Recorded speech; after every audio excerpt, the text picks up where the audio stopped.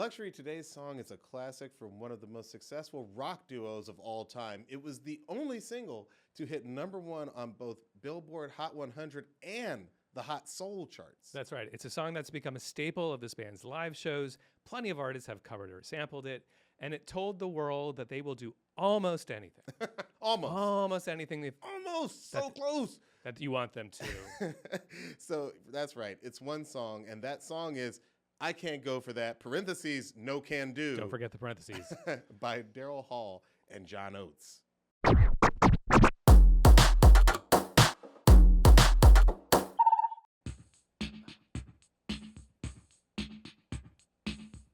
She was more like a beauty queen on the motor scene. I said, oh my, what do you mean? I am the one on the dance, on the floor, in a round. Okay. That happened so organically, but we're going to talk about that. We're going to talk about that. Yeah. I'm actor, writer, director, and sometimes DJ Diallo Riddle. And I'm producer, DJ, and songwriter Luxxury, a.k.a. the guy who whispers Interpolation on the internet. I like how you laugh at that every time. Thank you. I appreciate that. It doesn't get old. It doesn't get young either. It doesn't get young. That's true. Fair enough. Hey, I think we're going to talk about Hall and Oates. Are we going to talk about Hall and Oates, or are we going to talk about, shocker, there is no band. We have to get this out of the way. There's no band called Hall and Oates. You know, I'm going to go out and copyright the name Hall and Oates Hall and Oates does not exist. They don't like it. I'm going to tour as Hall and Oates. They do not like it when you call them that. For the sake of simplicity on this show, we're going to say Hall and Oates. But the fact of the matter, if you ever look at their album covers, if you ever look on any streaming platform, it's always Daryl Hall and John Oates. Yeah. Sometimes with an ampersand, sometimes with the letters A and D. But not only are they not Hall and Oates officially, they hate being called that. But we are, for the sake of simplicity, because it's much faster to say Hall and Oates. That's funny that you say that they hate being called that, because now they don't even like being called Daryl Hall and John Oates. No, it's true, and we'll be getting into that. We'll be getting into the too. dark storm clouds that have come into this Cloudy duo's life. Indeed, yeah. Okay, Diallo, before we dive into breaking down I Can't Go For That, parentheses, no can do. Tell me, what musical memories do you have about the song and about Hall and Oates? Oh, I mean, like, look, if you were alive in the 80s, like, this was a group with all the crossover appeal. Yeah. We just, you love those songs. And regular listeners to the show know I went to an all-black, I was in an all-black elementary in middle school. Like, seriously, everybody loved Hall and Oates. Like, you didn't have to, like, it wasn't like when I said I liked the Beatles and people were like, you like Elvis? And I was like, no, I like the Beatles. Like, everything else was the same. But Hall and Oates, I mean, like, we're going to talk about this too a little bit. They got a real pass. Genuine crossover. General. All the crowds. Yes, That's because cool. Their music just sounded different. And any kid, black, white, whatever, growing up, we could hear it. Actually, one of my favorite childhood memories is we had a school spelling bee. And this kid got the word method, and all the kids got really excited, and we all said, METHODOFLOVE. And, of course, he got it wrong because he wasn't told to spell 3 words, just one. So his loss, should be extra credit. His loss in that spelling bee was my win in terms of a childhood memory. Method of Modern Love was a huge hit when I was a kid.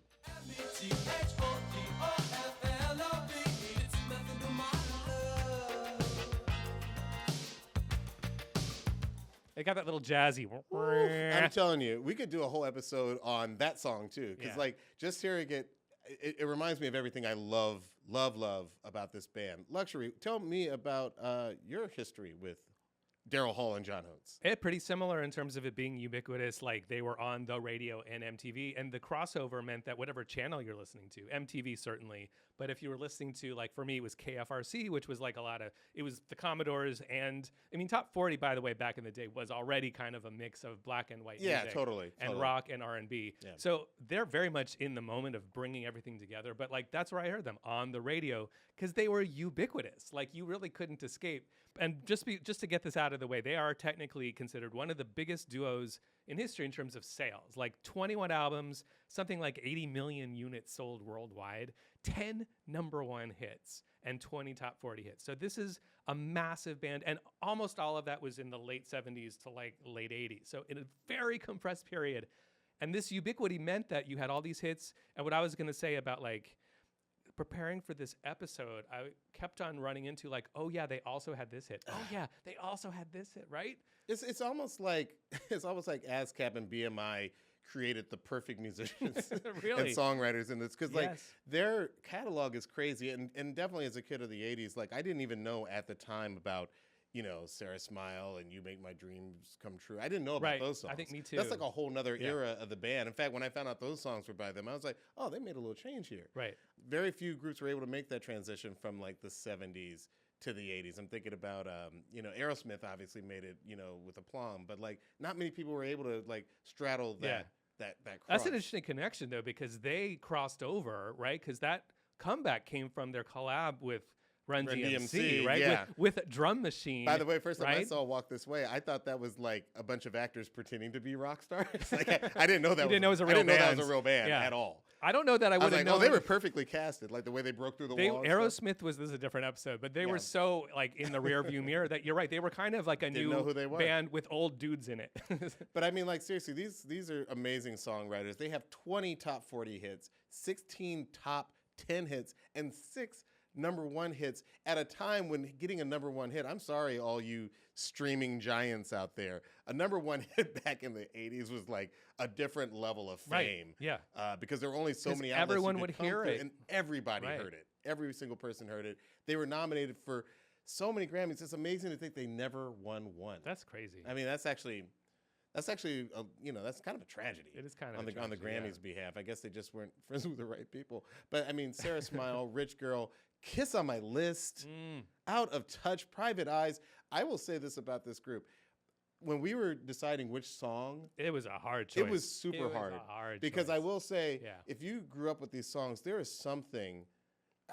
I was trying to describe it, and the only way I could come up to describe it, there's something about the syrupy, sweet, minor chords, like they're like brown sugar for your ears. Every single one of their songs has Yeah. that, including Can't Go For That. But if for some reason you've been hiding under a rock, or you're just really young and you don't know Hall and Oates, I would ask, hey, go out and check out Kiss on My List, Out of Touch, Private Eyes, Maneater, because these are songs that whether punk is your main thing, or electronic is your main thing, or hip hop is your main thing, these are songs that I feel can connect with anybody. I love that brown. What is it? Brown syrupy sweet. It's just a term I made. I said it's a syrupy sweet brown sugar minor chorus, and they usually come at the Yeah. pre-chorus, or like it's rarely the chorus. It's usually like the pre-chorus. Maybe it's the verse. Yeah. Clearly, we could have They're- done a one-song episode about the band, but we're going to stay focused Yeah. here. Let's take it back a little bit and say, Hall and Oates, how did they meet? Well, they met by chance in 1967 when they were students at Temple University. Shout out to Philadelphia. They were performing with different musical groups at a band competition. I believe the Daryl Hall's band was called the Temp Tones, and Oates was in the Masters. Exactly. And then famously, because I think it's one of those anecdotes that you can tell they've retold 5 zillion times. There isn't a single interview that doesn't mention they were at a battle of the bands at Adelphi University, and a fight breaks out. Both of their bands are on the bill, and they don't perform, but they make a beeline to the elevator to escape. Oh, I thought you were saying the fight was between the bands. There was just a fight in the there audience. were other bands that weren't their bands. They There's like, misunderstood the term battle. It's and in okay. my mind, I'm thinking like Grease with like greasers. It's like Yeah. it feels like white dudes with like leather jackets and like so in the way they tell the story. But they meet in this freight elevator, escaping from this brawl, and they introduce each other. And it turns out they go to the same school. They both go to Temple. Hall is a senior, and Oates is a freshman. And their friendship is that gets forged from this escape moment, becomes the basis of what turns into a band together. Oh my God, that's way more colorful than I thought. I thought that they had like a polite competition. They were like, hey, I like your sound. I like your sound. Right. Hey, These they days with me, it's like ad on Craigslist. You find a bass player. It's not as sexy as like escaping from a brawl. I'm surprised they didn't. Did they ever do a song about that? That's a great question. Maybe. They got a deep catalog. Let's not forget, we have all these hit songs that we know and I love. know. They have all these albums, and I haven't heard They all must of have their written a song 200 about songs that. or whatever it is. Yeah. So this show, we've had a few episodes already. We did Tears for Fears. We did Outcast. The duo phenomenon is so interesting. It's interesting just also in a meta way, because we are a duo. We are a duo. And it's so interesting when you have a creative partner. Yeah. And there's so much going on behind. 50-50. 50-50. Oh, that reminds me of another episode we did with Jimmy Jam busting out with Oh yeah, with Terry wisdom, Lewis. deep wisdom, Yeah. that him and Terry Lewis have this 50-year partnership, because day one, they said everything's 50-50. Yeah. Hall and Oates did not do the same. And that's another foreshadow. So the story ends not so great, as you and I have already twice now alluded also to. Makes me think that Terry Lewis and Jimmy Jam got to watch out for the next 5 years. That's where things go south. The first half century is great. Yeah, that's the easy part. But the duo phenomenon is interesting because you're balancing egos, you're balancing creative contributions, you're balancing money, you're balancing attention. So like much stuff. Who's on the album cover? Who's in the video? Who's got the mustache and is shorter? You're right. We have done a lot of duos. I wonder if this is like how when you see a person and their dog and they kind of look alike. Yeah, Do you think we're choosing acts based I on think, the fact that we're a duo? I'm no therapist, but in therapy, it would be like, this is our shadow Pet Shop side. Boys. We This is our talked about shadow Pet Shop side. Boys. We That's haven't another done the one. episode, but I can't wait. But we did. Yeah, You're right. We did talked it. about Okay, them. fair enough. There's something super interesting about that dynamic. Yeah. So we're going to get into sometimes what those outcomes can be. One, laying the groundwork is this song and a few other songs, and literally how the songwriting is split up. I've done some homework, and it's pretty interesting and surprising. I can't wait to hear it. It all leads up to where we are today with Hall and Oates, which is not great. But anyway, so there's this duo phenomenon. They're formed in 1970, and they were just kind of always the two of them writing songs together, and they have instrument players that kind of come and go over the years. But the band is only ever the two of them, Hall and Oates. A lot of this stuff that we've set the table for kind of starts to make a lot of sense when you realize that Hall and Oates came together in Philadelphia in the late 60s in a scene that was extremely crossover in terms of black and white musicians and audience members. It sounds like, from what I've come to understand, specific places like the Uptown Theater, which is where these acts would go, and the Temptations and Sam and Dave, all these incredible performers, black performers. And when you mentioned Hall had the Temptones and Oates had the Masters, they're doing these harmony groups, these vocal harmony, like picture doo-wop on the corner. They call them corner groups. And the core thing is less rock and roll, psych rock, Jimi Hendrix. That's happening in San Francisco. In Philadelphia in 1967, they are forming soul groups, basically, which is a really interesting basis because then they get hired by Gamble and Huff, Kenny Gamble and Leon Huff. I didn't know that. Philadelphia International. We are huge Gamble and Huff fans here. Right. This is a group. This is another duo, by the way, that forms a label called What Philadelphia. if we just like ampersands? Maybe that's just our thing. Like, has there been a group called Ampersand? I'm sure there has. Can we put an ampersand one and song? That doesn't quite work. It does sound like a restaurant in Silver Lake, though. So the Gamble and Huff bring in Hall and Oates as songwriters, and they want to hire them to be full-time staff writers for the OJs and Teddy Pendergrass, like these hit makers in the early 70s Philadelphia. I did not know this. Who create the Philly sound, and Hall and Oates are there on the ground floor. And they're literally in a building called, I say the ground floor, they're literally in the Schubert building, which is considered Philadelphia's Brill building, which is the New York 60s hit factory, right? So this is a huge part of why when we talk about Hall and Oates maybe getting a pass or invited to barbecue, all this stuff, and bringing in all these influences and confluences is extremely authentic to who they were growing up. Like this isn't something they added later on. Yeah, I mean, like sometimes blue-eyed soul is sort of seen as like this pejorative, but I mean, like, I hate to put it so bluntly, but like just the fact that they were writing songs for Gamble and Huff. Yeah, that's they were good enough for Gamble and Huff, right? It's, for the OJs and Teddy Pendergrass, right? That's insane. I just never knew. I legitimately had my mind blown. So, are they my favorite group out of Philadelphia other than the Roots? Are they my favorite group out of Philadelphia? Take that, Questlove. No. Are they our favorite? Are they our favorite? Big friend of the show. Are they our favorite person out of Philadelphia besides Kevin Hart? I don't think so. I don't think so. Okay, we've burned a million bridges. Let's continue. Let's make a Philadelphia top 5. But no, seriously, I think that sometimes blue-eyed soul gets this bad rap. But like, if you're writing songs for Gamble and Huff, I mean, come on, like that is some of the best soul/disco. Like that to me is like the gold standard. Can we play a song? Speaking of disco, oh yeah, sure. Arguably one of the first disco songs. Now, of course, some people say it's Soul Makossa 1972, but some people say it's this one.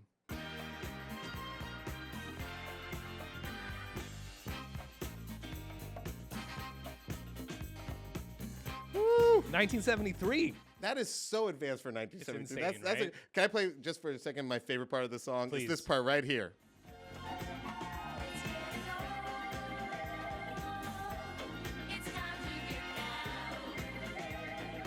Let's get it on. It's time to get down. Woo, that's so clean. This song is going to come up on this show throughout the next 10 years of us making it because it is so core. We got to do, core. like, look, if we can do a whole Gamble and Huff episode, I would not be bad because, now it makes sense that one of my favorite, pop soul groups of the 80s was influenced by some of my favorite pop disco soul, I guess you have to call it. I mean, that's the theme from Soul Train also. Like, if you watched it as a kid or on DVD later. Deep in your brain. That song is built in. Memory, shout out to Don Cornelius and Soul Train. But, one more Gamble and Huff classic that I think we would be remiss if we didn't mention.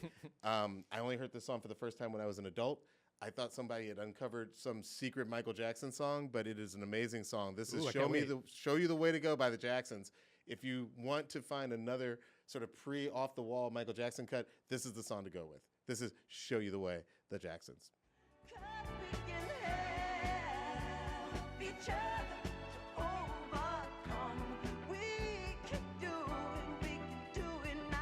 I mean, Gamble and Huff, that was an amazing sound. That is the sound of Philadelphia. And to be clear, the sound of Philadelphia and MFSB, this is the house band. This is like what we have in Motown. It's the Wrecking Crew. It's the Funk Brothers. This is a group of backing musicians who will be underneath all of these songs and creating the sound of Philadelphia. Hall and Oates, what the song is called, TSOP. TSOP, yeah. And is MFSB, which is Mother, Fathers, Sisters, Brothers. But there's also something like motherfucking.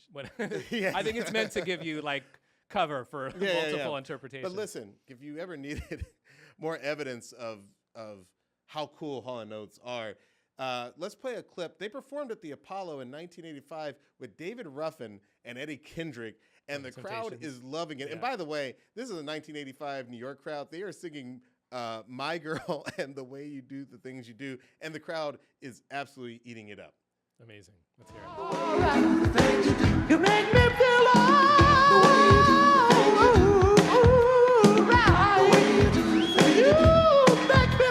So again, I think that as that clip shows that sometimes blue-eyed soul is pejorative, but I think that Hall and Oates' popularity in the Black community. Well, can I ask you a question about that? Is really special. Go ahead. I'm so curious.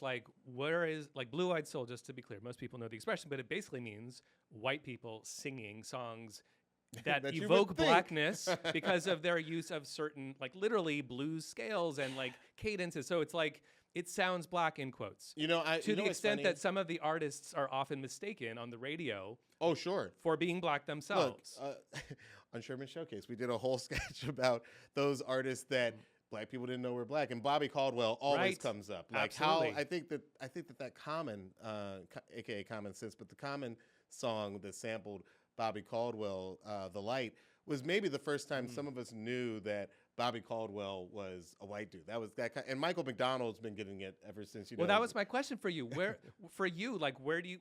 Which artists, and you don't have to name the ones that don't. Yeah. But which are the artists that are kind of accepted and considered this feels like it's respectful, authentic, whatever the right word is, versus the ones that don't? Is there something that first off, characterizes as you were trying them? to define it, I was what actually does define a blue-eyed soul artist?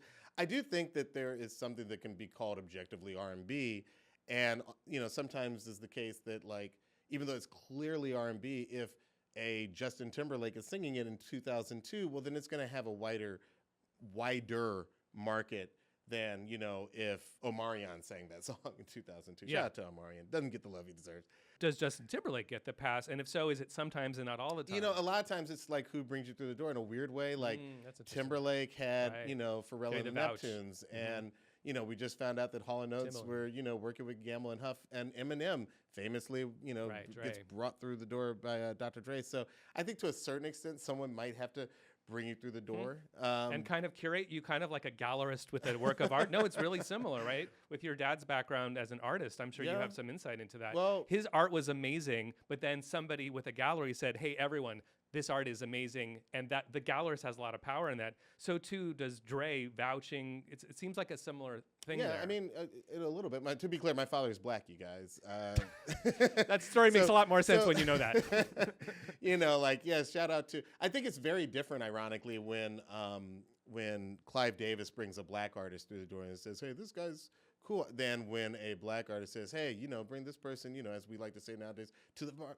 This person gets an invite to the barbecue." It's very different. I keep saying barbecue. I think the word is cookout, but food is served. And I think if you're respectful and have real talent, then I think the black people have shown a great amount of a great ability to shower love on those people who were like, the number of people who have DM'd me like, hey, y'all got to do a Tina Marie episode. I hear you.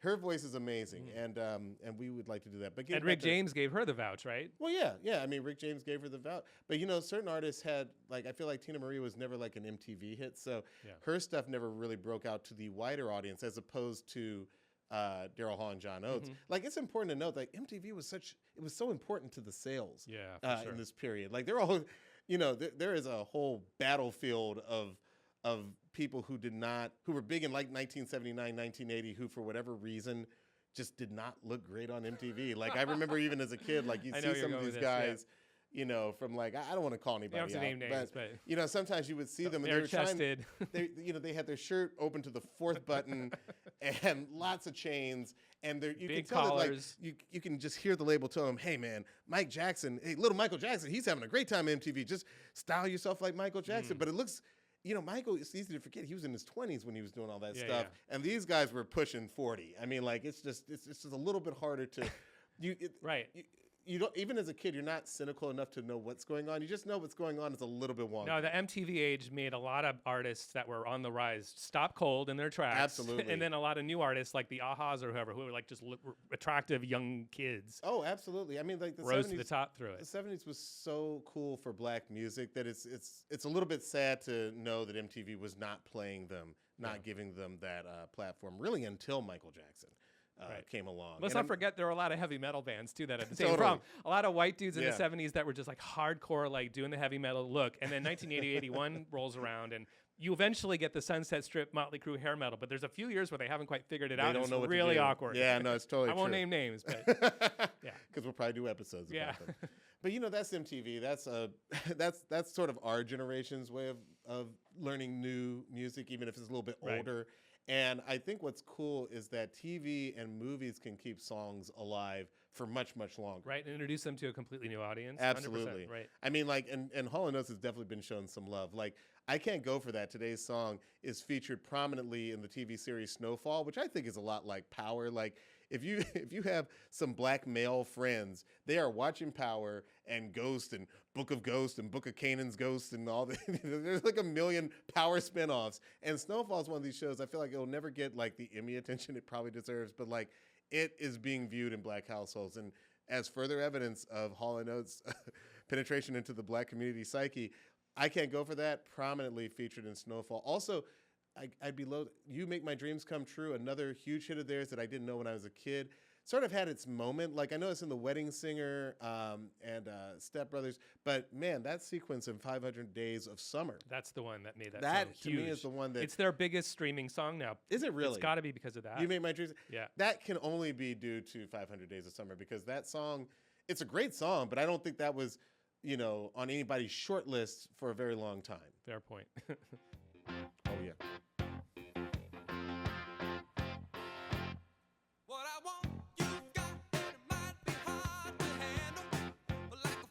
I mean, great song. Great song. Great song. You make my Exciting. dreams It's come so true. happy. Woo, It's so toe-tapping. woo. Oh, wait. Woo, woo. What other song sort of sounds like that? It might be this one. Life is like a hurricane. What is this? And I what don't is know the this. Oh, you don't know this? No, what's that? Listen to the chorus. It's definitely somebody was listening to Hall and Oates I mean, when they wrote this song. the and the Uh-huh. like it's. I don't like to be the song snitch. Okay, but you're this not the is song this is like snitch. 40 years going, and I'm like, do y'all not hear the even starting with the is beginning of the song? written sideways. One more time. 100%. Play the beginning of You Make My Dreams Come True. Might be hard Play the to beginning. handle. It's here. We are Just no to be clear, this is the same tempo range. It's the same bass octave thing, And it's the same kick and snare, boom, and that. Woo. So they brought all these elements in. No one could accuse this song of ripping off the other because there's no melody that's the same. It's not a sample. Yeah. It's not a cover. It is just they liked that song and They they're probably like, really let's liked that pick and song." choose a few of the parts that feel like it, and then we'll write a new one. Absolutely. So a really quick backstory because there's 9 albums before this one. Okay. But in the 70s, Hall and Oates started as kind of more of a yacht rock with some soul influences.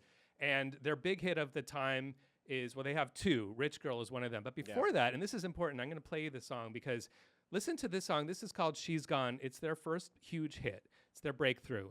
And what's interesting about it is what you hear in the vocals is a little different. See if you can put your finger on what it is.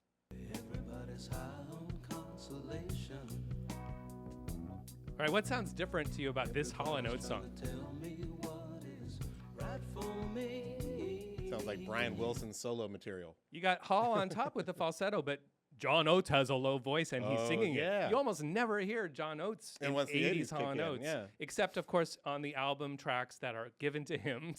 We're going to talk about that in a minute. But the hits generally don't have a lot of Oates and they have a lot of Hall. Yeah. But in the early days, they were a little bit more even in both their songwriting contributions and like what you even heard on the track. So that's kind of an interesting change that starts to happen in the 80s. We're laying the groundwork for the conclusion of this story. And by the way, you can't mention Rich Girl yeah. without mentioning the performance of that song on Top of the Pops. It's everywhere on social media. Is that the fur jacket one? Oh my gosh. Somebody said at the point he put on that jacket, he knew he had a hit. Yeah. And just note to our listeners, you can catch all of our episodes on YouTube. This might be one of those few times I'll say, hey, try and find this moment on the YouTube clip because this visual, if you've never seen it, is definitely worth the amount of times it takes you to subscribe to our YouTube page. This is a brief clip of Daryl Hall and John Oates, Top of the Pops. You're a rich girl and you're gone too far, 'cause you know it don't matter anyway. You can rely on the old man's money. You can rely. So we finally come to Private Eyes. It's their 10th studio album. It's released in September 1981, which is crazy to me because to me, I Can't Go For That is like mid-'80s. But no, apparently 1981, 1982. I Can't Go For That is the second single, and it became their fourth #1 hit. So, you know, this is they're 10 albums in. This is their fourth #1. I mean, like, that's a good career by anyone's standards. This song also topped the U.S. R&B chart. That is not common at this time. It was getting played on urban contemporary radio stations like V103 in Atlanta, where I'm from. And by the way, they had other singles off of this album. They had Private Eyes, which was one of my favorites. I love that song, You know, Kiss on My List is just golden magic. This is what I was saying up front. Once you start listing Hall and Oates songs, you cannot stop because one hit leads to the next, leads to the next. There's so many hits. Almost, because here's the thing. There were some other singles on that album. Did It in a Minute. Don't know if I know that song. Okay, Your Imagination. It's less good. I'm going to have to okay. go listen to it. Okay, yeah. It's just funny that on this album that I know so many songs. You know, just I don't know all of them. And by the way, I do want to go back to one day doing that segment that we always talk about, like name a classic album. Oh, and drop you have, one and song. you have to lose one of them. Drop one That's song. always, right. Yeah. I love doing that game. And after the break, we'll break down Hall & Oates' timeless hit, I Can't Go For That, and we'll tell you what they really couldn't do. Don't go anywhere.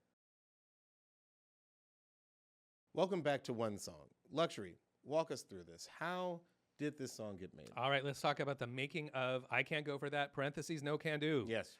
In 1981, they're working on this Private Eyes record. They're in New York, by the way. They've moved from Philly to New York. That's where their career blows up in New York. Yeah. They're at Jimi Hendrix's old studio, which is called Electric Lady. Ladyland. They're recording the album, and they're done for the day. But they're still kind of sitting around, kind of like, you know, I guess relaxing, taking in the good fruits of their labor. It's Hall, it's Oates, and it's their engineer, who's, we on the show always talk about the unsung other people who contributed. And in this case, the engineer is Neil Kernan. And he's important because at this point, Hall & Oates are like on their own. They don't really have a backing band. They don't really have a producer anymore. They were working with Arif Mardin for many years, but they're on their own now, and they're just like working with an engineer who does what they say versus a producer who's like, do this. So the three of them are sitting around, and Oates starts to play with this Roland CompuRhythm CR78, not the first time this drum machine from 1979 has appeared on this show. This is the same drum machine we talked about in the Missy Elliott episode because it's the same one used that Blondie used for Blondie's Heart of Glass. So I'm going to play for you for just a second the sound of this drum machine because you've heard it on this at the beginning, by the way, of all these songs. And you've also heard it on other Hall & Oates songs, like It Begins Kiss on My List as well, the same drum machine.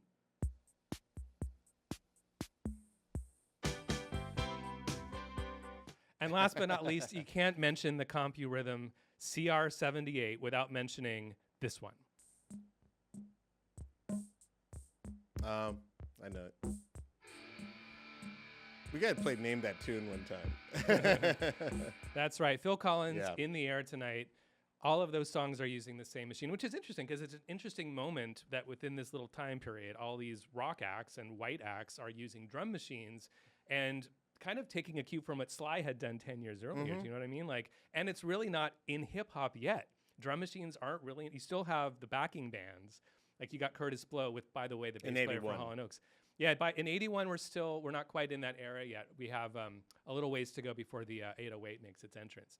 So all this to say that Hall is sitting there. He puts on that rock one setting that starts the song, and it sounds a little like this. And then, of course, and actually, the relevance of the story is he heard that, and then he immediately turned around to the chord keyboard that was right there and added this bass line. So together, he was just doing this in the room and vibing. And then he turned around and did this little thing with this Prophet keyboard that was in front of him. And it's still in the song. So basically, the engineers in the other room and Oates is in the other room. They're like, no, keep going. This is cool. Whatever this is, you're on to something. And then he adds his falling melody synth, which sounds like this. Which I always thought was a harp. Isn't it? It's gorgeous. Harp-like, right? You could just let this one ride. It's like falling rain. That part is so pretty. It's so pretty, right? It's immediate vibe. She real cute.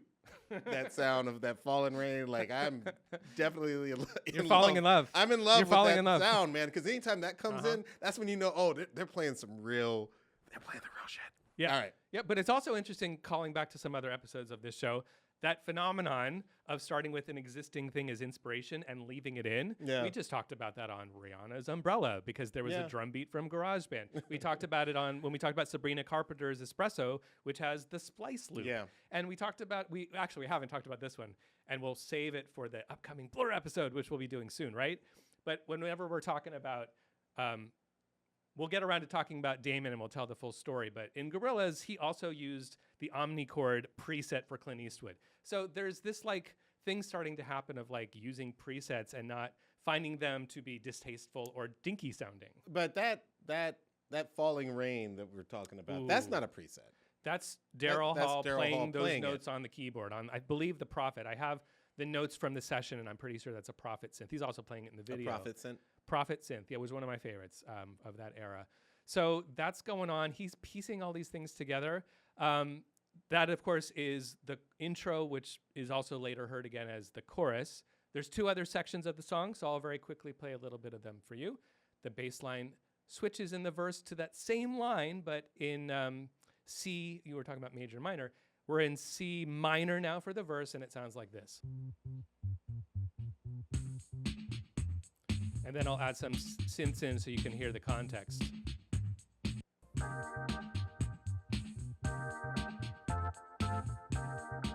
So simple. So And yet, so sparse. so simple, and yet kind of complex in terms of the notes Rhythmically, it's playing. he's putting stuff in interesting ways, but there isn't a lot happening, right? Your ear is very pleased with the simplicity, and we've just heard that same bass line, and all we did was move it up from F to C. But you mentioned something earlier that you're absolutely right to talk about these. Tell me again, sugar, sweet, syrupy, sweet, I said syrupy, brown. sweet, brown sugar minor chords. So that minor chord, which is in the chorus and the verse, we have a break from it in this beautiful pre, where we go from C minor to C major, and that's one of the moments of chills up and down your spine. Yeah. So I'll play you that bass line, and then I'll bring everything else in.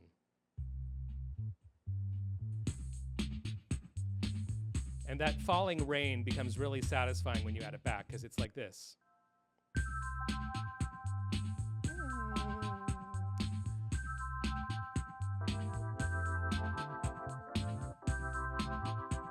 So we have a break from that we have a break. minorness. Here's why I think that works. Here's why I think that works. Because if you think about the confrontational nature of this song, like I can't go for that. Yeah. It's almost like he's been making his case, and he's like, look, I like you. It doesn't have to be all sturm and drum. Right, you're right. But into the chorus, I can't go for that. Right. You know, like, you got to mix. He had to lighten the mood. Otherwise, he'd just be a dislikable You're talking person. about sugar. You've got to like a little sugar to make the Yeah, medicine go down. you gotta know like, what I mean? A lot of little yin for the yang. Do almost anything. Almost like, anything. Look, I'm not an unreasonable guy here. Yeah, like he's like, hey, look, I'm willing to I'm negotiate. reasonable. Yeah, it's just I can't go for that. No, Right back to the no militant. can do. Deal breaker. You know, like You're making me want to AI with like Dio or something singing, like some metal vocalist, like getting into the vocals. I can't go for that. That's the cover that we have not gotten in this song. That's fantastic, man. I am loving these stems. What other stems? This is so great. If you love this song, you love it. Now you did mention that bass line is sort of iconic, and you know we hesitate to call anything iconic on this show. And we never hesitate. We just But go that right bass in there with line- that word every episode. We actually have to pay out $100 every time we say it. To Johnny But- Icon, who owns it. But tell us about Michael Jackson's relationship with that bass line. Yeah, before we get too deep into finish up the synths and the vocals, we would be remiss if we didn't talk about this wonderful story. And this song is old enough, and Daryl Hall likes to do interviews enough that the song is out there 5 million times. But the story goes that at the recording of We Are the World, Michael Jackson approaches Daryl Hall and says, hey, the bass line for Billie Jean, I got to tell you, I got to come clean, Daryl. I ripped you off. I took that from I Can't Go For That. And let's just play them back to back, and we can talk about how similar or different they are.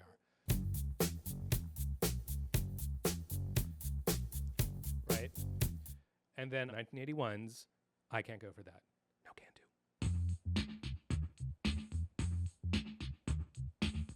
Now, if I could just quickly say something, and I definitely hear your thoughts. We actually just had a similar conversation about the DuckTales thing. This, to me, as a songwriter, is a clear case of that song is awesome. There's 1,000 things going on in the song. One of them is the melody. 999 things are not the melody. The drum beat, the bass line vibe, but not even rhythmically. Some of the notes, but not even rhythmically, and nothing else. So to me, when I hear those two, it's like, okay. And just to complete the thought, Daryl Hall thought the same thing. He's like, I don't really hear it, but I appreciate you coming clean. I'm glad we agree on this. To me, Michael Jackson saying, I ripped you off for the bass line. This to me is like something that Michael is saying to break the ice because he wants everybody to feel like there's some mutual respect going on at We Are the World recordings. They're not the same. Like they're not the same tempo. They're not the same notes. I think, it's a writing bass line. That's the only similarity. I'm not trying to get the writer of DuckTales in trouble. To me, this is two very different situations. And by the way, we've already had Quincy say where he pretty much got the bass line from Billie Jean which is from State of Independence. So there is a relationship between Billie Jean and State of Independence. Do you want to tell them real quick what that is? Yeah. Just really quickly, it's interesting that there's a connection to We Are the World because it has been said that Quincy's idea for We Are the World, let's get a bunch of stars in the room and do a song, came out of his doing the song State of Independence. But Donna Summer covered this song by Vangelis in 1982, and he brought in Michael Jackson, Stevie Wonder, Lionel Richie, Christopher Cross, and a bunch of others for an all-star recording session where they did the backing vocals. And I'm going to play for you now State of Independence because... How do you have so many famous people on a not famous song? Didn't quite pan out for poor Donna, who we love. But this is the song, and pay very close attention to this bass line.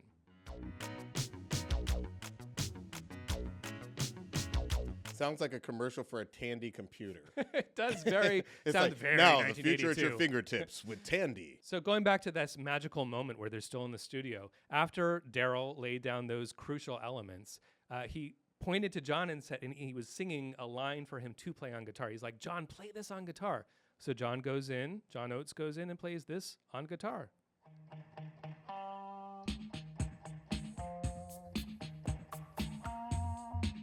And that's all John Oates plays on this song. Every element of this song works. Yeah. You know, one thing I love about one song is that we play the stems, and on some songs you get the sense, that part is cool, that part, but they all come together to make a great song. This is one of those few songs where I think I like every single element, and I could hear every single element just as a lay listener, just as a casual listener to the song. That's a good point. Because there aren't things like buried underneath. That's right. I'm There's nothing to bury like, in this. There's every single part just makes it.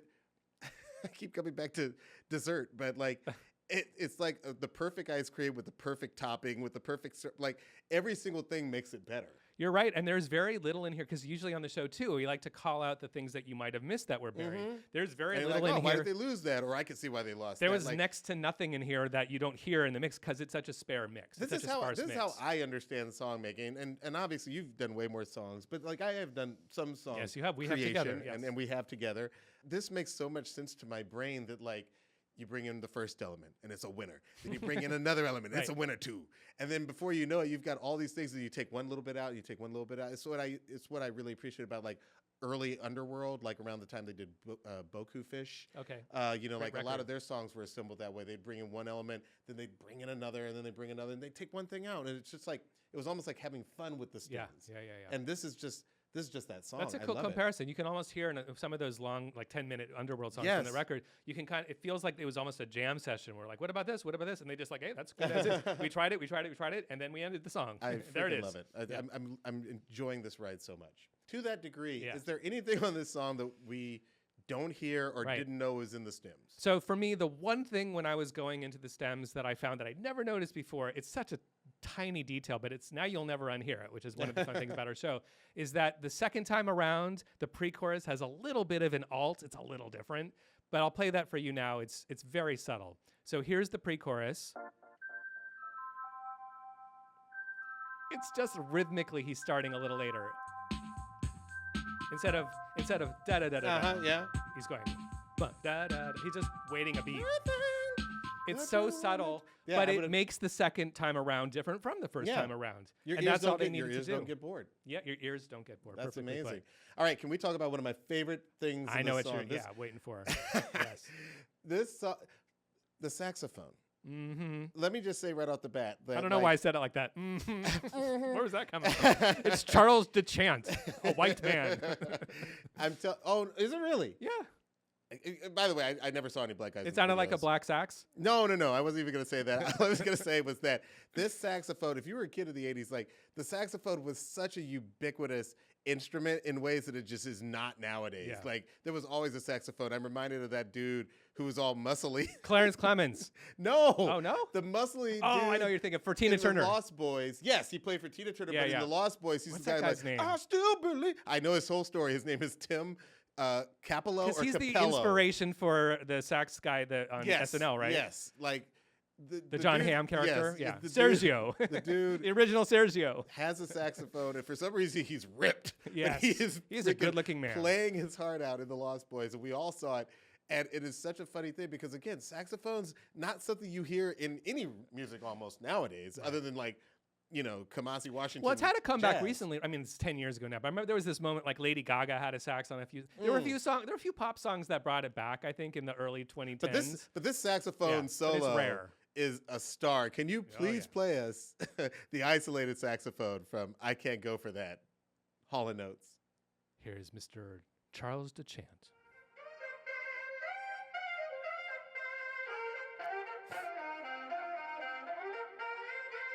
And it's so satisfying because it lands in the major section, right? Gratifying. So it's, gratifying. And it's so loud. You feel like, yes, I know what it might have felt like to be like partying at the China Club in New York. You know what I mean? Like it's just one of those it takes kind of you like back. It takes you to a place. it a does. I moment. mean, like in some ways it dates it, but it dates it in the best way. Yeah. Almost like the perfect wah wah from the disco era. I was just getting chills up my spine. I'm just thinking about the phenomenon how when you have a solo in a different key, and then the last note of the solo overlaps into the change of the song, and it's just the most gratifying combination of things. And that's what happens. That last note, da da da, major key. We're back again. We're home again. They offered him a snack, and he made it a meal. He sure did.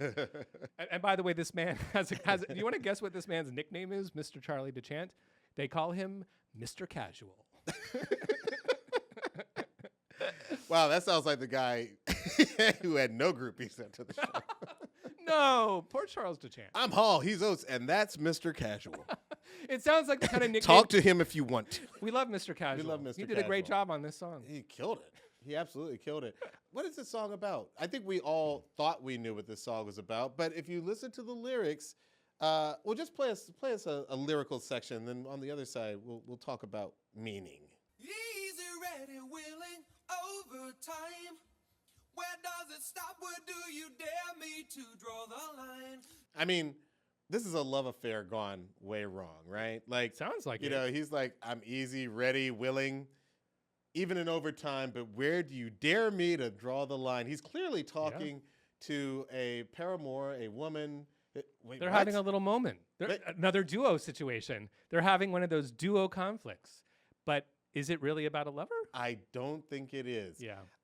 Let's just rip the Band-Aid off. Okay, let's do it. Okay, so Daryl has explained the true meaning of this song in a 2014 Philly.com article. He says, that song is typical of a lot of lyrics we've written over the years. It seems like it's about one thing, but it's really not. The underlying subject matter is actually, that song is about the music business. Isn't that crazy? Because then when you listen back, it has a completely different song. It's a completely, it's right? like him saying, Private Eyes is actually about a nuclear post-apocalyptic Like, Holocaust what? I've been hearing a full of different song zombies. this You're whole like, time. wait, what? And the Private Eyes are the zombies. They're watching us because they want to. Or it's about capitalism. It's about privatizing the government. Right. So it's like you have a completely different Out view of on Touch it. is just a simple beach story about two clams. Like, it's just like, it's a ridiculous. It seems ridiculous until you go, like you said, you go back and listen to the song and you're like, oh yeah, this is about different his song. relationship with the music the industry. record label wants me Putting to pressure. be easy, ready, willing, do it, put in overtime, but where do I draw the line? Yeah, because it's too much pressure. It's stuff we don't want to do. Maybe it's like Yeah. they want us. They didn't. They thought that we needed one more song to be the single. A million of the cliches of the record industry, I'm sure, are happening to them all the time. These But guys, like- as they blow up and become this next level of fame that they're No, getting into. exactly. And by the way, the lyrics of the song are highly repetitious. Like, you know, Yeah. you're loving the song and you're loving the ride that you're on so much, but then Right. when you go back and listen to it, you're like, oh, they're like 4 or 5 things that they sing in this Yeah, song. yeah, it's Not pretty a whole simple. lot. Let's take it to the pre-chorus, this beautiful moment, Yes, and then we'll so hear those beautiful. background coos that I believe are Hall and Oates together, but I wasn't able to find corroboration. Well, they were in a doo-wop band, so They- we know that That's true. This Oates is hitting notes. That's a great point. This really harkens back to late 60s Philly street corner stuff Yeah. where they got their start, isn't it? They kept that in this whole way kept it in. through. Yeah, I'll do anything that you want me to. Yeah. Is that everybody's favorite part? Or is that just mine? I sing it in my sleep sometimes. No, so do we know if that's Hall doubled up, tripled up, or Well, is that's that what I was just saying. I wasn't Yeah. able to corroborate that. It could very well be Hall. First of all, that's a big old stack. It's got those are jazz chords. It's as we would like say. when you see it's the, a lot of close harmonies, a lot of yeah. flavor. There's some ninths and 13ths in there, and like that's again from their I love harmony, that, by the way. 4-part harmony days is learning what that fourth guy does, Yeah. right? Because usually it's going to be the root note and a third and a fifth, and then maybe a seventh, but maybe you're jumping around a bit. It's the one thing about harmonizing that I love, and I should say that I was in a a cappella group in So you college. know, yeah. Go ahead and sweat me, you guys. What I was what in an was your pun of a name for the group? brothers?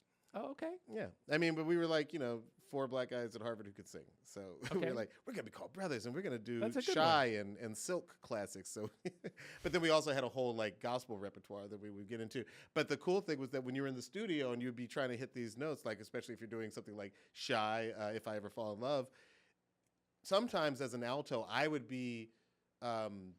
sing a note that just did not sound right, but in connection with all those other notes, it Right. sounded super, super cool. That's kind of harkening back to what Jimmy Jam talked about on our episode with Janet, is that she would find these notes when she was singing her own background vocals, and Jimmy and Terry would look at each other like, what's going on here? And then they would hear it back, and Janet knew in her mind She knew. where this stack was going. So when she was done with that fourth, fifth, sixth She was note, listening to her brothers, and so she Right. knew like, oh, I got to go here, and go Yeah. here, but together it's going to sound like this. And that's what's happening here with those beautiful backing vocals. Beautiful. I love the way that they're stacked. Okay, I got to hear one of my favorite parts of the song. I can go for being twice as nice. Okay. I can go for being twice as nice. I can go for just repeating the same old lines. It's so good. I mean, like, he's got like sort of like the feline style purr of like he's got that, and then he's got the Yeah. hard twice as nice. So this harkens back to our original topic. What is Blue-Eyed Soul? Why are these guys getting passed to the barbecue or invited to the cookout? So when you isolate the vocals and you can really hear some of the notes he's hitting are blues notes, we would call them, meaning like you're bending them. It's I can't go. That's a blue note, meaning it's a little bit of a microtone. It's not the entire note that you're bending. you know what I mean? Like, so that is part of the blues repertoire, includes many things, but one of them that is bluesy and therefore black, I think, to our ears a lot of times, is when you make these choices about how you hit the note and how you bend them. And so that's one kind of thing that as I was listening back, I was like, okay, crazy. this is Blue-Eyed Soul right here. You know, I just can't even, you know, it's hard for me to wrap my head around like what is black about it, but like definitely, you know, the shit just works, you know, like at the end of the day, like we can break these songs down as much as we can, but like some things just work. And the way he comes in on that second verse, by the way, it's a little bit meta because he says, I can go for just repeating the same old lines on a song where the lyrics are very much unchanged. I think that's a little bit First to verse. I think It's you're a right. little meta. That's a great connection. Yeah. You know what? He was having a little fun with that. He's having a little fun with it. Speaking of fun, let's hear the chorus. Major chorus coming up. Yeah, but I can't go for that. No, no can do. I can't go for that. No. That's a little sassy too, isn't right? Like a little no. That's a little bit bitchy. It's a little bit of telling like you, man. no. You know, I can't hit that note, but no, I can't. I literally cannot hit that note. But there you go. You nailed it. I think that it's a little bitchy sounding. You know, I came into this episode not really knowing what made Hall and Oates so, you know, popular in the black community. I feel like hearing their vocals now, hearing that doo-wop influence. So much, right? That is almost like discovered in this episode. I feel like we're answering the question for ourselves in as real we're doing. time. I totally agree. Yeah, I love that. You can really hear 1967 Philadelphia street corner, Gamble and Huff are you their can hear friends. that Like, it's background all in what happening. they're doing on this song, even if it's not pure doo-wop. Longtime listeners of the show, maybe that's your catchphrase. I know. Like we're still looking for a catchphrase. As longtime listeners of the show know, sometimes we play a song that fades out on the radio. Sometimes we play an iconic, chunky. I just hit him with all the Hit them with all of them. We got to get your T-shirt like that. So sometimes on the show, we like to play songs that the radio version or the album version, they fade out. So you never heard what they really ended with. Oh, so no, this is one of those? We got some outro ad-libs. Oh, this song has like a great There's a fade outro. out. It's got the, I can go. Yeah, which I used to I always wouldn't mind. love. And as a DJ, I'd always turn up the treble a little bit, just like hear that go, like all the way out. Not only that, but this outro is a minute 10 seconds long of play it. gorgeous outros. Let's hear it. Can't go for that. Oh, That's your I'm favorite? Sorry, that's the remix. that the best right there. one? Hold on. I can't go for that. Yeah, no can And here's the ending. no can do. I can't go for that. I'm sorry, that whatever you said, I can't go. No, like percussive vocals always work. right? Triple it, Migos. Yeah. You know, it's like a modern sounding cadence or Did you say rhythmically. Migos? Yeah, like the triple it, right? telling that you, triple man. it thing is a modern thing too. There was something in the We tap both water. had five. We each had a top 20 in there of like the coolest moments. I'm gonna go with my no. No, I can tell I you love really that like every that. time. That was my favorite every time. The last part of that song that I remember hearing as the song fades out is I can't go, but like the fact that he does a forget about it, no, Yeah, I and never then he's got noticed that that. hard percussive. I can't even imitate it. I'd have to hear it some more times. That's incredible. It's incredible. Y'all left some money on the table. There's an amazing remix there. Hall and Oates, reach out to us. I'm sorry, Daryl Hall and John Oates, reach out to us. I didn't mean to insult you. That was great. That was fun. I didn't know any of that stuff was there. So another thing we do on the show is we make sure to give the flowers to other participants in the song who you may not know about. Now, longtime Daryl Hall and John Oates fans will have heard of Sarah Allen, but even the casual listener knows who it is because this is Not the Mr. Casual listener. He knows everything. Mr. He knows where all the bodies He are was there. buried. He knows where don't mess with him. Don't piss him off. But Sarah Allen was Daryl Hall's partner for 30 years. And at a certain point in the mid-'70s, they started writing songs together, or at least being part of the writing process where I guess Hall would go home to his girlfriend and they would collaborate on some of the lyrical content. But you already know who she is because she is the Sarah in Sarah Smile. Sarah, smile. So that was Sarah's Smile, which is Hall and Oates' first top 10 hit from 1976. And it was about Sarah Allen, who actually John Oates met Sarah first. He met her on the street in New York City. She was a stewardess, and they just started talking in the mid-'70s. And then Oates introduced Sarah to Daryl. And they started dating? They started dating. They were together wow. for 30 years. They never married. They broke up in 2001, but they co-wrote a lot of Hall and Oates' biggest hits. They co-wrote "You Make My Dreams Come True," "Private Eyes." She's a co-writer on "Man Eater." Her sister wow. Jana actually entered the mix too and co-wrote "Private Eyes" and Kiss on My List. Both are #1 singles. Oh, wow. And she wrote them alone with Daryl. Oates wasn't even in the mix for those. So the Allen sisters are a huge part of this story from a songwriting perspective. I didn't realize that. Right? The only part of the story I know is that apparently Sarah hates it. She hates that song. Poor Sarah. Oh my And I God. get it, because like if a song is like written about you and people know that it's about you, like Yeah. every time you come into a party, people are like, oh, she probably wants to hear this song. And it's just like, guys, She probably wants to hear guys. I don't think whoever's thinking that she probably wants to hear that song, you got to think I've this been through friends a little more. with John Legend and Chrissy Teigen, and trust me, if you put on All of Me, like she's just dying. I think public service announcement, like if anyone ever meets a celebrity or you're in the barista at the coffee shop, don't play their song. They never want to hear it that ever. used to be a big thing. Unless it's Kanye West, I have a feeling he might like Well, no, it's weird among rappers. They almost feel the opposite. I Is that heard right? from Quest that like Prince hated it whenever Prince threw a party. He wanted to hear he wanted to hear Sly and the Family Stone. If you Yeah. put on a Prince Yeah. song when did he not was want there, that. he was very unhappy about that. Yeah. And yet Faux I pas. heard I heard that one time Questlove was DJing, and he was applying the rule that you just said. Yeah. And Drake came over and he's like, "You're not going to play any of my songs." So I think generationally man. everybody's a little bit different. Yeah, it's true. All right. I take it back. Not a blanket rule, but just be thoughtful. Like, be Yeah. considerate. So big part of this story are the Allen sisters and Sarah Allen. And just one thing to point out more specifically. Okay, so we're building towards the end of Daryl Hall and John Oates working together. We're going to talk about that in a moment. In part, it may have something to do with the fact that once you go deep into the splits for a lot of these hits, you discover some interesting things. So I Can't Go For That. The actual splits, you won't find this publicly, but shout out to Claire, my friend who helps me with a lot of these. She's sort of your Sarah. She's a bit of my back. She really is. Claire McLeish, musicologist extraordinaire from Canada. She found for me, using her special database, that I Can't Go For That is 50% Daryl Hall, 40% Sarah Allen, 10% John Oates. What? So the songwriting splits for that song are 90% the Wow. Daryl Hall, Sarah Allen household, right? If you think about it that way. And interestingly, on Private Eyes, there's 11 songs. All of the credits are split. Lyrics gets their credits and music gets different credits.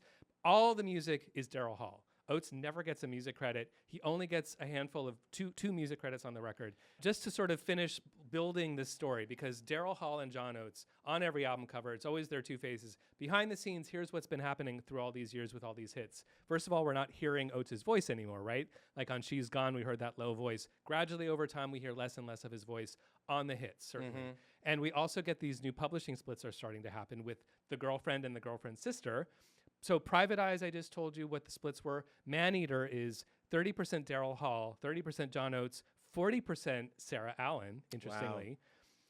One reason I've heard behind that is because originally the song was going to be She's a Man-Eater and she's like, no, stop right there. She's a man-eater. That's all you need for the lyric in the chorus, which is interesting. And they gave her 40% possibly because of that. Rich Girl is 100% Daryl Hall. And finally, You Make My Dreams Come True, interestingly, is 16.6% Sarah Allen, and then Hall and Oates split the other 41.67 they each get. So across all these songs, it's different every time, but it's always Hall. It's not always Oates. And when Oates is there, he's often kind of battling for that 100% with Daryl's girlfriend. And this, I think, over the years starts to build up, right? Yeah. A little animosity starts to build up, right? That would be the seeds of some future animosity. Right. Especially since it's now tell us, who's the one trying to sell their percentage in the songs? So let's talk about what's happening right now in real time. So as many people have heard, there is a kerfluffle. There's a lawsuit against John Oates. And what happened was they were already dissolving their partnership. The last 20 years, from what I understand, they'd been a touring band only. They hadn't been writing in decades. But they would show up on stage, do their hits together, get their paycheck, go back to their different cities and different lives. Yeah. But they were dissolving the partnership to the next level. They were splitting everything up, probably thinking about those big asset sales to the giant hedge funds, right? Get those, like Dylan's getting $500 million and stuff like that. So they're doing and they all have that. the hits. I mean, they have the catalog. Absolutely. Valuable catalog. So they're dividing up their boring stuff like publishing rights and trademarks and all this stuff.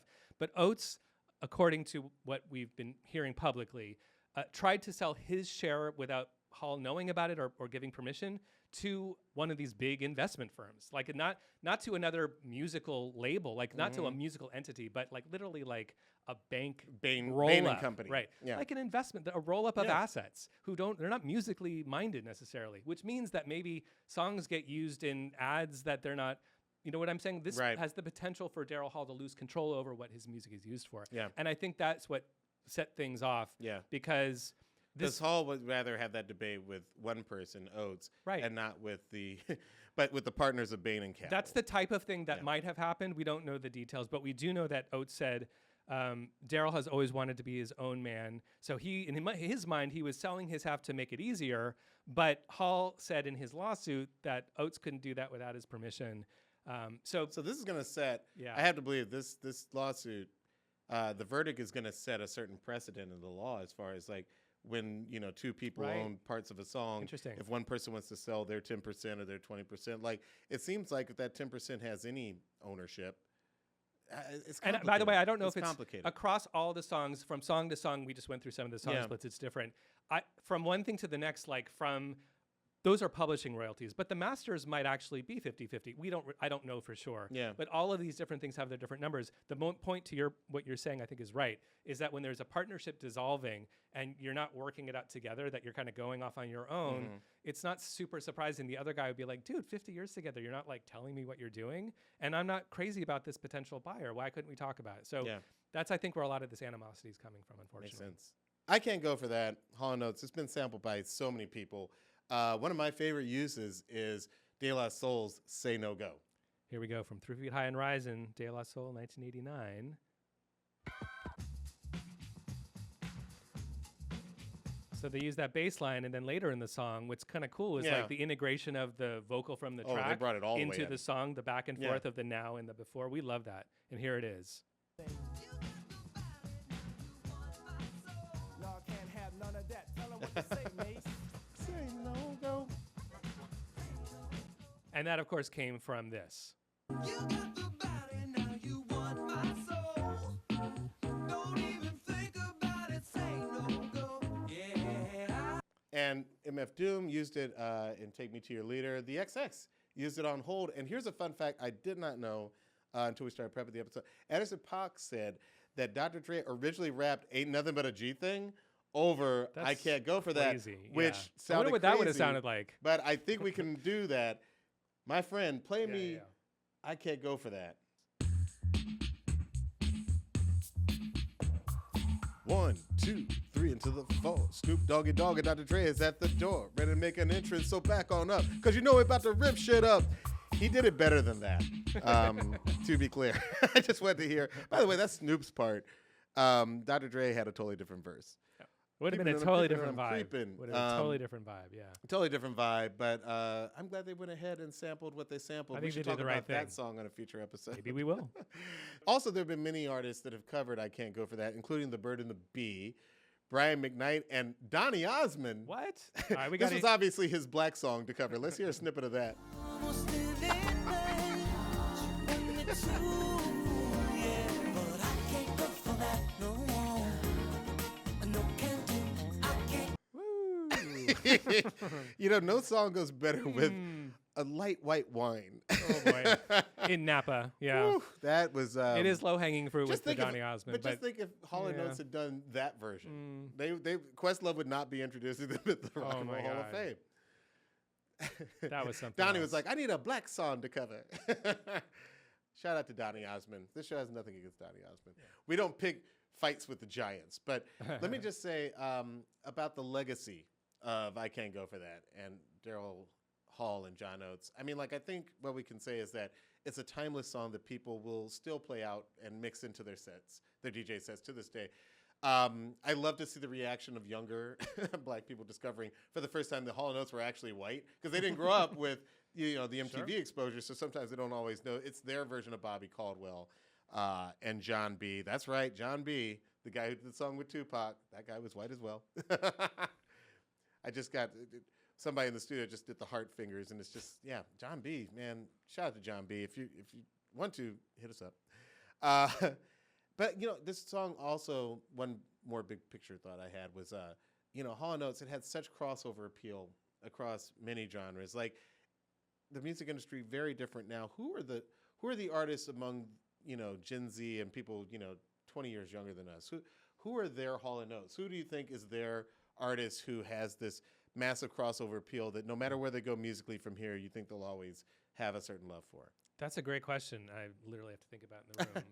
But Can I posit at the risk of getting flamed online? I think that some of these artists like Bruno Mars will. I was going to say Bruno Mars, but I was hesitating. Yeah, because that's where my brain went too. So there's something to it. He's Filipino and something, but like he's basically doing black music at this point. And I do think it has massive crossover appeal. Yeah, and it's eclectic from one album to the next, and there's hits galore. Like, absolutely. Do your brain roll call of like Bruno Mars smashes, and it's a longer list than you remember. I mean, I guess the question is, like, we sort of liked Hall and Oates unironically. I do think there's a certain amount of everybody understands that Bruno Mars is some of his fanship is like, oh yeah, but that's Bruno. Like, you get no props for saying sometimes that Bruno's your favorite. You know what I mean? Yeah, okay. Like, but then you think about that Silk Sonic album that he had come out, and I feel like people like that really unironically. Like that was like one of the souliest albums that I've heard in a long time. To be fair, and to make the parallel, I think more of a direct hit. I don't think in 1982. Hall and Oates was not cool in the same way. They were huge and they were popular, but in the moment, I don't think the coolness would have been like the birthday party was cool. You know what I'm saying? Like, Duran was already kind of crossing over from being underground and cool to being pop. I don't think that they were cool in the same way, which makes them actually kind of similar to Bruno in that way. Yeah. It's not a coolness thing. It's a bigness thing. It's a hit making thing. It's a pop thing. It's not going for cool. It's not going for obscure. And I think that one song as a show, I mean, like, I think the one thing we've always tried to do is like, be vulnerable enough to say like, oh yeah, I like that thing. I like that thing that's super cool. And I like that thing that's, kind of popular and cheesy. Earlier, before we started recording, we were like, we cover everything from metro area to metro boomin'. Yeah. And I think all that's the metros. okay. Yeah. The metro spectrum. We don't like stuff just because it's underground. We don't dislike stuff just because it's popular. Two metrosexual men who like metro area and metro boomin'. That's the show. That's our Oh man, you took us back to 2008 with That's that, an old with that phrase. I haven't term. heard that in 2 decades since anyone said I'll that. let the internet take care of you, my friend.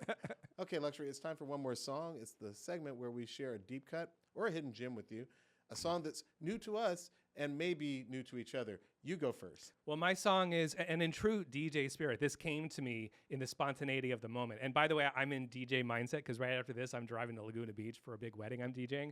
So I'm in that headspace. And when we listened to Donny Osmond just now, I was like, actually, that reminds me of this awesome Osmonds song that I frequently play in my DJ sets that not everybody knows about. This tune is called I.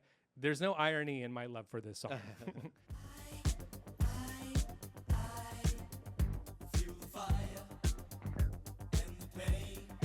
Like this could be a Cerrone song, like one of my French disco faves. Like, so this tune is in my life with some genuineness. And when you think about the Osmond legacy, it's like they did a lot of things, appealed to a lot of people. Yeah. But this song, like this one hits me. I'd be curious to know who produced this song because this feels to me like a song that was brought to Donny. You know what I mean? Oh, like, most certainly. Yeah. But that's a very cool song. They have actually a few cool moments in the everybody mid-70s. does. Everybody with a long career has at least a few cool moments.